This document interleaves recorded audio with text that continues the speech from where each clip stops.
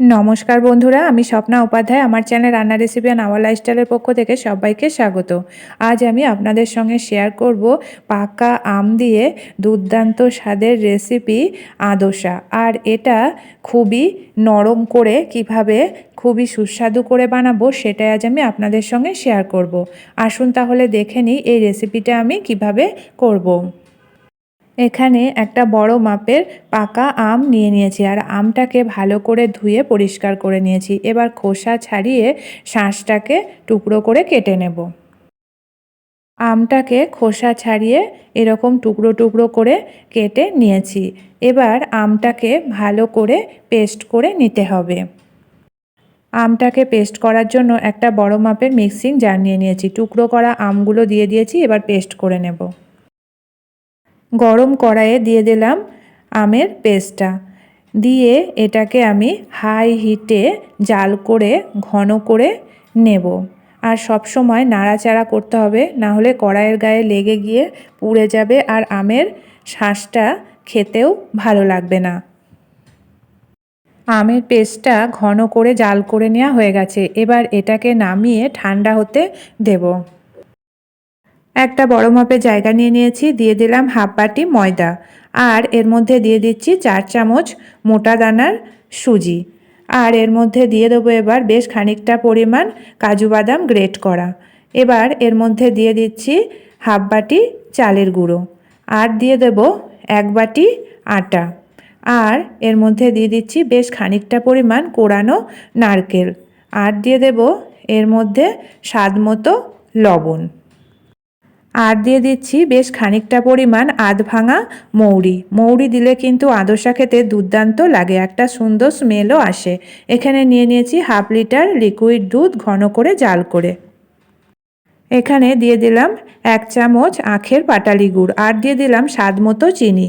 আমি এখানে 4 থেকে 5 চামচ চিনি দিয়েছি। এবার একটা চামচের সাহায্যে সব উপকরণগুলো ভালো করে মিশিয়ে নিতে হবে। ভালো করে মেশানো হয়ে গেছে। এবার আমের পেস্টটা সম্পূর্ণ দিয়ে দেব, দিয়ে অল্প অল্প করে লিকুইড দুধ মিশিয়ে একটা মিডিয়াম ব্যাটার তৈরি করে নিতে হবে। আর এরকম একটা চামচের সাহায্যে ভালো করে ঘুরিয়ে ঘুরিয়ে ফেটিয়ে নিতে হবে ব্যাটারটাকে। আর অল্প অল্প করে এই হালকা উষ্ণ লিকুইড দুধ মেশাতে হবে এই ব্যাটারের মধ্যে। এভাবে করে আমি ব্যাটারটা তৈরি করে নেব। আদোসা বানানোর জন্য ব্যাটার তৈরি হয়ে গেছে। এই রকম ঘনত্বের ব্যাটারই তৈরি করতে হবে, একটু ঘন হবে এই ব্যাটারটা। দেখতেই পাচ্ছেন বন্ধুরা, এরকম ঘনত্বের ব্যাটার তৈরি করে নিলে তবেই কিন্তু আদোসাগুলো ভালো লাগবে। এবার একটা ঢাকা দিয়ে আধ ঘন্টার জন্য রেখে দেব। আধ ঘন্টা পর ফিরে এলাম। এবার ব্যাটারটাকে একটা হাতার সাহায্যে একটু ফেটিয়ে নেব। এবার এগুলোকে ভেজে নেব।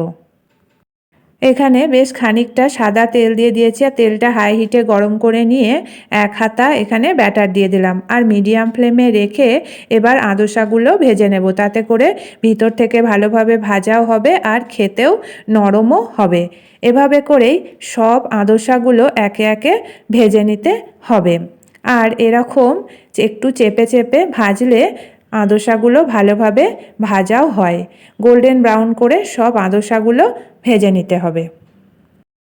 সব আদোসাগুলো একে একে ভেজে নিয়ে একটা প্লেটে সুন্দর করে সাজিয়ে নিয়েছি। দেখতেই পাচ্ছেন বন্ধুরা আদোসাগুলো কতটা নরম হয়েছে আর খেতেও হয়েছে দুর্দান্ত। আপনারা চাইলে আমার মতো করে এই রেসিপিটা একবার বাড়িতে বানিয়ে দেখতে পারেন। পাকা আম দিয়ে এরকম আদোসা বানালে ছোট থেকে বড় সকলের কিন্তু খুবই ভালো লাগবে আর বারবার খেতেও চাইবে। রেসিপিটা যদি আপনাদের ভালো লেগে থাকে তাহলে লাইক শেয়ার কমেন্ট করবেন। আর আমার চ্যানেলকে এখনও যারা সাবস্ক্রাইব করেননি প্লিজ সাবস্ক্রাইব করে নেবেন। আর আমার ফেসবুক পেজটি প্লিজ ফলো করে নেবেন। আজকের মতো এটুকুই, আবার দেখা হবে আগামী নতুন পর্বে। ভালো থাকবেন, সুস্থ থাকবেন, ধন্যবাদ।